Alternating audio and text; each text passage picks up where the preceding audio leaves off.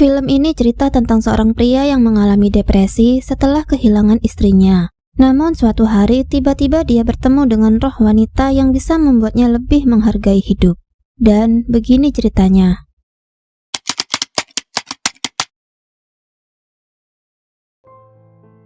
Seorang pria bernama Li Kuangsu tampak begitu depresi. Hari itu adalah pemakaman istrinya, di mana dia sendiri tak sanggup menghadirinya. Setelah beberapa waktu berlalu, akhirnya Pak Li bisa kembali bekerja. Dia bekerja sebagai pemeriksa asuransi. Pagi itu dia kedatangan seorang tamu. Ternyata dia adalah Yongsu, adik ipar Pak Li. Yongsu begitu marah. Bagaimana bisa sebagai suami Pak Li tak datang di pemakaman istrinya? Yongsu berpikir sepertinya Pak Li memang sengaja menunggu kematian kakaknya itu. Yongsu begitu emosi hingga tak terkendali. Rekan kerjanya terkejut Pak Li masuk dengan wajah lebam. Namun dia bilang baik-baik saja dan tak perlu menghiraukannya. Saat itu atasannya minta Pak Li untuk memeriksa kasus korban kecelakaan karena dicurigai adanya penipuan asuransi, di mana korbannya adalah seorang wanita yatim piatu dan juga tunanetra bernama Miso, dan kini sedang koma selama 2 bulan. Sedangkan pelakunya adalah klien VIP perusahaan mereka. Mereka harus mencegah kliennya ditahan. Pak Li kemudian langsung mendatangi rumah sakit tempat korban dirawat. Dia melihat seseorang duduk di atas gedung. Namun ketika dilihatnya lagi, orang itu sudah tak ada. Pak Li melihat Miso terbaring tak berdaya. Sekilas dia teringat dengan istrinya. Pak Li mulai memperkenalkan dirinya sebagai petugas asuransi. Tujuannya ke sana karena adanya kemungkinan penipuan asuransi tentang kecelakaannya. Tapi percuma saja dia bicara dengan pasien koma. Pak Li mulai memperhatikan sekitar. Dia mengambil sebuah batu yang tertata rapi di sana. Di dalam laci terdapat barang-barang Miso termasuk sebuah foto seorang balita. Saat sedang memotretnya, Pak Li dikejutkan oleh seorang wanita yang tiba-tiba berada di sampingnya. Wanita itu pun ikut terkejut. Dia merasa heran karena Pak Li bisa melihatnya. Pak Li kemudian pamit pergi setelah orang yang menjaganya datang. Pak Li segera melapor ke atasannya tentang kondisi Miso. Menurut dokter, tak ada perkembangan pada kondisinya. Sang atasan kemudian memintanya untuk menemui walinya. Pak Li baru sadar batu milik Miso masih ada di sakunya. Di sana, Pak Li juga bertemu dengan temannya bernama Choi Duyong yang sedang berpura-pura sakit. Temannya terlihat gugup karena Pak Li adalah seorang penanggung jawab asuransi. Namun sebagai teman yang baik, Pak Li akan menutup mata. Pak Li kemudian menemui teman dekat Miso yang bernama Ho Jung untuk menggali informasi. Mungkin saja Miso mengalami depresi sebelum kecelakaan. Lokasi TKP juga sangat jauh. Untuk apa Miso seorang yang buta pergi ke sana? Ho Jung yang juga sebagai wali Miso tampak tak begitu menyukai kedatangan Pak Li. Miso tak mengalami depresi atau apapun itu. Dia juga menegaskan Miso bukan buta tapi tunanetra. Ho Jung tahu maksud kedatangan pihak asuransi untuk mencari bukti bahwa Miso sengaja mengakhiri hidupnya. Dia kemudian mengusir Pak Li. Di luar, Pak Li baru sadar bahwa tunanetra memiliki tongkat. Setelah mencari tahu, ternyata tak ada tongkat di laporan barang bukti. Keesokannya, ibu mertuanya datang berkunjung dengan membawa sekotak kimchi. Beliau minta maaf atas kelakuan adik iparnya waktu itu. Setelah ibu mertuanya pergi, lagi-lagi Pak Li kembali teringat dengan kenangan bersama istrinya. Untuk mengatasi depresinya, Pak Li selalu mendatangi bar langganannya. Di perjalanan pulang, dia baru ingat batu milik Miso masih ada di dalam sakunya. Dalam keadaan mabuk, dia mendatangi Miso untuk mengembalikan batunya. Pak Li mencoba memahami mengapa Miso bepergian tanpa membawa tongkat. Kehidupannya mungkin sangat sulit, tapi Pak Li mengagumi keberaniannya melepas semua tentang kehidupannya, karena Pak Li sendiri tak seberani itu. Dia kemudian membuka video di ponselnya saat bersama sang istri. Pak Li begitu merindukannya. Di pagi hari, Pak Li kebingungan mengapa dia terbangun di rumah sakit. Lagi-lagi dia melihat temannya keluar masuk rumah sakit. Pak Li mencoba mengambil foto sebagai bukti. Dari kejauhan, Pak Li melihat wanita itu lagi sedang berada di samping anak kecil. Namun wanita itu tiba-tiba menghilang. Karena penasaran, Pak Li bertanya kemana wanita yang ada di samping anak itu. Tapi anak kecil itu kebingungan. Dia tak melihat siapapun. Pak Li kemudian menemui Duyong yang masih berpura-pura sakit. Dia memintanya untuk menghentikan aksinya. Meski Pak Li diam, bisa saja orang lain yang akan melaporkannya. Di tengah obrolannya, tiba-tiba wanita itu datang lagi. Dia memperkenalkan diri sebagai Miso. Pak Li tentu tak percaya.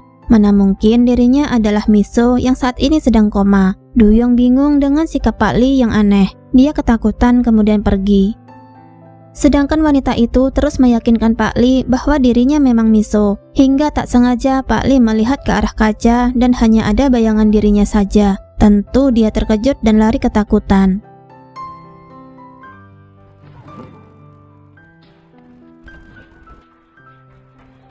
Keesokan harinya, Pak Li mengecek rekaman CCTV untuk memastikan. Dia lemas setelah menyaksikan dirinya terlihat bicara sendiri.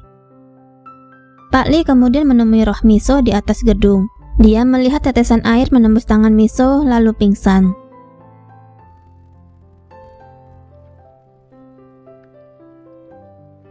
Miso menjelaskan bahwa saat ini tubuhnya seperti sedang bermimpi. Saat tubuhnya tertidur, maka rohnya akan keluar. Tapi saat tubuhnya terbangun, maka rohnya akan kembali masuk. Itu terjadi sejak kecelakaan. Tiba-tiba saja dia melihat dirinya sendiri tergeletak di tengah jalan. Anehnya, sebagai roh matanya bisa melihat.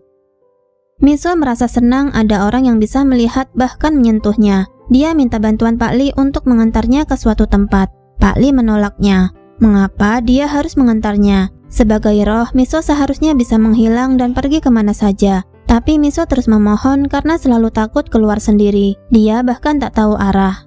Akhirnya Pak Li luluh. Di dalam mobil, Miso begitu heboh ketika melihat banyak hal baru baginya. Ternyata Miso mengajaknya ke acara pernikahan Ho Jung.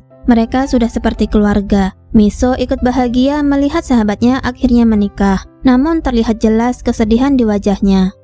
Miso juga memperkenalkan anjing pemandunya yang bernama Mangga. Akhirnya dia bisa melihat rupanya. Bahkan Miso minta Pak Li memegang dagunya karena Mangga sangat menyukainya. Saat akan pergi, Mangga mendekati Miso seakan mengenali keberadaannya.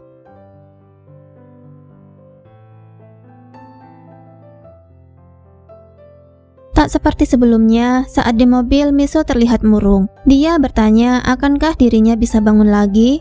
Ketika sampai di rumah sakit, Miso berkata tulislah laporan kecelakaan sesuai keinginan Pak Li. Miso tak keberatan apapun yang Pak Li tulis tentang dirinya. Atasan Pak Li belum puas dengan hasil penyelidikan. Jika walinya tak bisa diajak kerjasama, pasti ada cara lain. Jangan sampai kliennya ditahan. Perusahaan juga tak mau membayar asuransi. Pak Li ditawari naik jabatan jika bisa menyelesaikan kasus itu. Atasannya tahu Pak Li telah habis-habisan untuk membayar biaya rumah sakit istrinya dulu. Rekan kerjanya mencoba membantu. Dia mendapat informasi tentang tidak ditemukannya tongkat Miso di lokasi, di mana tongkat untuk seorang yang buta sangatlah penting. Jika Miso tak membawa tongkatnya, ada kemungkinan dia ada niatan mengakhiri hidupnya. Pak Li yang sedang kalut tak terima Miso disebut buta. Dia menegaskan kalau Miso tunanetra, dan Pak Li sudah tahu informasi itu. Saat di rumah sakit, Pak Li mendapat telepon dari atasannya. Sang atasan mendapat laporan tentang tak ada tongkat di lokasi. Atasannya marah mengapa Pak Li tak melapor tentang itu. Mereka bisa menjadikan alasan itu sebagai kasus dengan sengaja mengakhiri hidup. Jadi perusahaan tak perlu membayar asuransi dan kliennya juga tak perlu ditahan. Pak Li tampak kalut karena di lain sisi dia mulai merasa kasihan pada Miso. Lagi-lagi Pak Li bertemu dengan Du Yong. Pak Li semakin emosi ketika Du Yong masih saja berpura-pura sakit demi mendapat asuransi. Padahal dia sehat dan bisa keluar masuk rumah sakit seenaknya. Pak Li menuduhnya telah mengambil keuntungan asuransi seperti lintah darat. Du Yong tentu tak terima disebut lintah darat. Namun emosinya mereda setelah tahu ada anak kecil yang sedang melihatnya.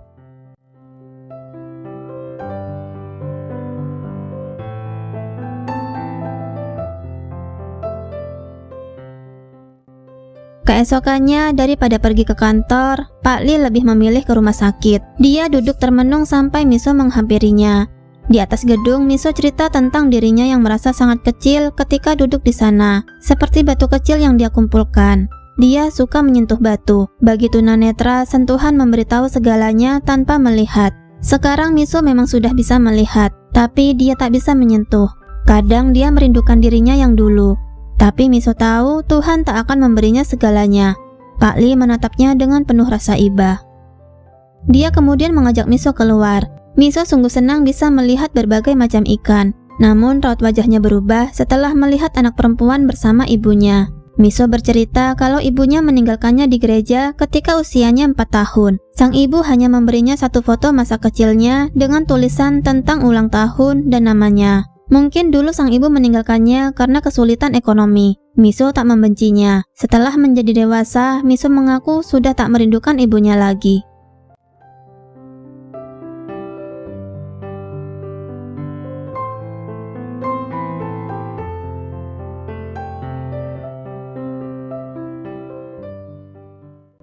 Pak Li mencoba mencari keberadaan Ibu Miso. Dari info yang dia dapat, Ibu Miso memiliki salon sederhana di sebuah kota kecil. Ternyata tak jauh dari sana adalah lokasi kecelakaan yang dialami Miso. Artinya Miso sudah pernah mendatangi tempat itu. Pak Li kemudian masuk menemui Ibu Miso. Awalnya dia dikira pelanggan. Pak Li kemudian memberitahunya tentang Miso. 2 bulan lalu Miso datang ke sana dan mengalami kecelakaan di dekat salonnya. Sekarang Miso mengalami koma. Pak Li berharap Ibu Miso mau menemui anaknya. Namun ibunya tak mau, bahkan tak mengakui Miso sebagai anaknya. Dia mengaku hanya memiliki 1 putri dan sekarang masih sekolah. Dia kemudian mengusir Pak Li dari sana. Sang atasan begitu marah karena Pak Li masih saja belum menyelesaikan kasus itu. Padahal sudah ada bukti bahwa ada kemungkinan Miso sengaja mengakhiri hidupnya. Sang atasan kemudian melimpahkan kasus itu pada rekan kerja Pak Li. Di rumah sakit, Miso memaksa Pak Li untuk membantu pasien anak laki-laki. Anak itu tampak kesulitan mengikuti lomba membuat layang-layang. Dia hanya sendirian, sedangkan anak yang lain semua didampingi orang tuanya. Pak Li akhirnya membantunya. Pak Li bertanya di mana ayahnya sekarang. Anak itu bercerita kalau saat ini ayahnya sedang bekerja. Biaya rumah sakit sangat mahal. Jadi ayahnya kerja di konstruksi di siang hari dan pengantar barang di malam hari. Anak itu begitu senang melihat layang-layang mereka bisa terbang.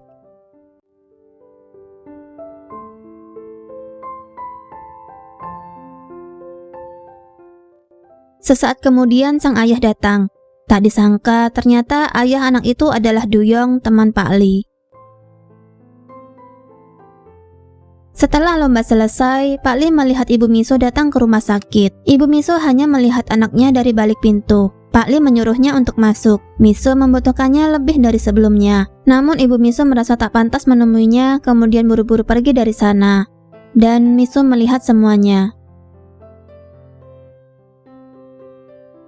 Di atas gedung, Miso mengatakan seharusnya Pak Li tak perlu membantu mencari ibunya. Tapi Miso juga tak menyalahkannya. Seharusnya Miso memberitahu Pak Li kalau dia telah bertemu dengan ibunya. Saat masih kecil, dia terlalu malu untuk mengatakan merindukan ibu yang telah meninggalkannya. Miso tak ingin menunjukkan perasaan itu pada orang lain. Dia pikir hanya perlu menunggu dewasa untuk mencari ibunya. Pada akhirnya, Miso menemukan ibunya. Dia memberanikan diri menemui ibunya setelah sekian lama berpisah. Awalnya, ibunya sama sekali tidak mengenalinya sampai Miso memberitahu namanya. Miso berkata kalau usianya sekarang sudah 23 tahun. Ibunya tampak panik dan tidak mengakuinya. Dia bilang mungkin Miso salah orang. Dia bukanlah ibunya. Padahal Miso hanya ingin diakui saja. Dia tidak bermaksud mengganggu ataupun memanggilnya ibu. Dia hanya ingin memberitahu ibunya bahwa dia baik-baik saja. Namun sang ibu justru menyuruhnya pergi dan meninggalkannya begitu saja. Miso sungguh tak menyangka kedatangannya tak disambut baik oleh ibunya. Dia segera mengambil tasnya dan keluar dari sana. Sayangnya tongkatnya tertinggal dan Miso baru menyadarinya setelah berada di luar. Namun dia tak ingin masuk kembali. Akhirnya dia nekat berjalan tanpa tongkatnya. Dengan perasaan takut dan hati yang hancur, Miso terus berjalan. Tak tahu harus kemana ataupun harus apa. Miso hanya bisa terus melangkah.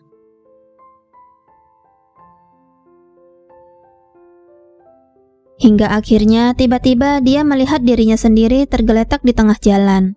Jika Pak Li bertanya apakah dia sengaja mengakhiri hidupnya, mungkin dia benar. Miso telah merasa hancur, sangat mengerikan untuk ditinggalkan 2 kali. Miso tiba-tiba merasakan sakit. Pak Li segera menuju ke kamarnya.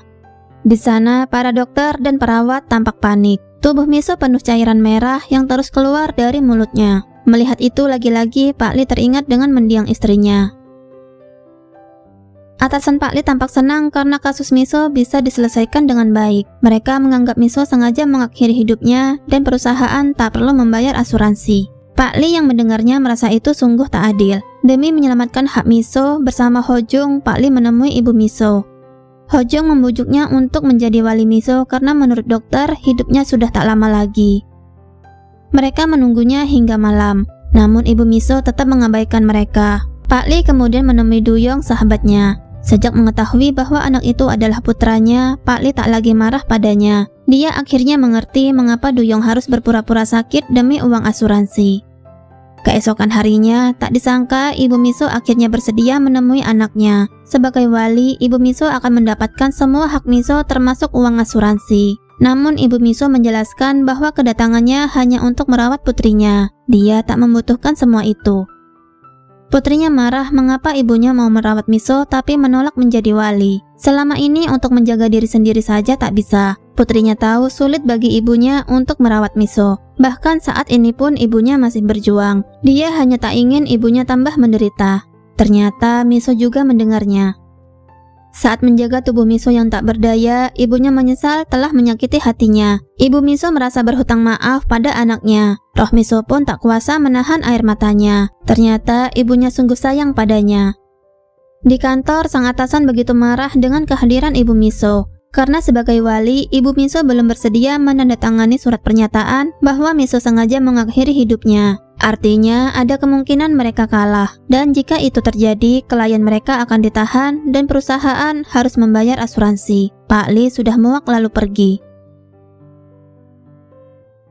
Pak Li melihat ibu Miso terus merawat anaknya dengan baik. Di atas gedung, Pak Li dan Miso menatap indahnya langit senja. Miso bilang dulu dia rela memberikan segalanya untuk dapat melihat, tapi sekarang berbeda. Meski seharusnya Miso bahagia karena ibunya telah bersamanya, namun Miso tak bisa berbuat apapun untuk sang ibu. Bahkan mengusap air matanya saja Miso tak bisa. Semakin lama Miso bertahan, maka akan semakin sulit bagi sang ibu. Jadi daripada melihat ibunya menderita, mungkin lebih baik Miso melepasnya. Lagi pula Miso juga akan pergi selamanya. Dia hanya tak ingin melihat orang yang dicintainya menderita. Miso kemudian minta Pak Li membantunya pergi sebelum semakin parah. Pak Li tentu saja menolak. Namun dia teringat akan masa sulitnya bersama istrinya. Dulu dia juga mengalami apa yang ibu Miso alami. Merawat istrinya yang sedang sakit memang tidaklah mudah. Semakin lama semakin sulit. Istrinya pernah bertanya apakah Pak Li menginginkan dia segera pergi. Karena menurutnya terlihat jelas di wajahnya. Menghadapi perubahan sifat seseorang karena suatu penyakit sangat menakutkan. Pak Li kadang bertanya mengapa dia harus melalui semua itu. Ketika melihat laut, dalam hatinya pernah terbesit ingin mengakhirinya.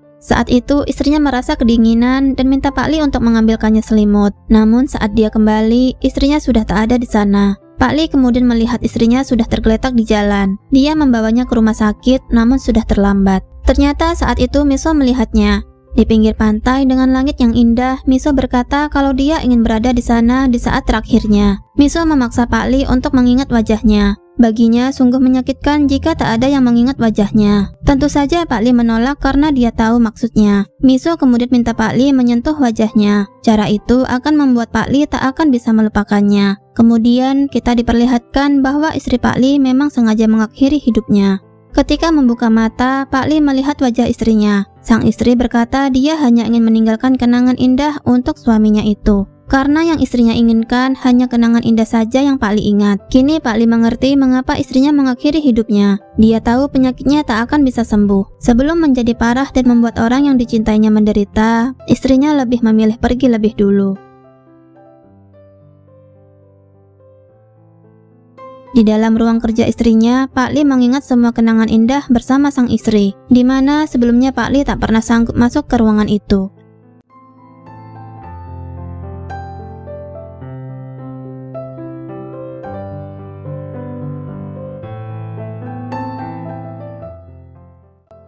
Malam itu, akhirnya Pak Li merelakan Miso pergi.